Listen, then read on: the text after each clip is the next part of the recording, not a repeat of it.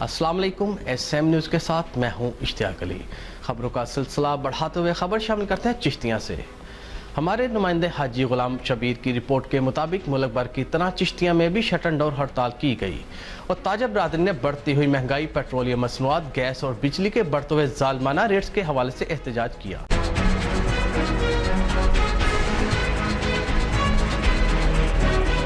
एहतजाज में शहरियों ने बड़ी तादाद में शिरकत की और एहतजाज में शामिल मुजाहरीन का यह भी कहना था कि अगर बिजली और पेट्रोलियम मसनूआत की कीमत में कमी ना की गई तो एहतजाज का दायरा वसी कर दिया जाएगा, क्योंकि अवाम तो पहले ही महंगाई की चक्की में पिस कर रह गई। ऊपर से आयर और अशियाए खुर्दोनोश के दाम बढ़ते जा रहे हैं। आटा, घी, चीनी, दालें, चावल अवाम की पहुंच से दूर। डेली बेस ये काम करने वाला मजदूर मकान का किराया, बिजली का बिल दे या बच्चों का पेट पाले। हुकूमत वक्त से पेट्रोलियम मसनूआत, गैस और बिजली की नर्ख कम करने की अपील की गई।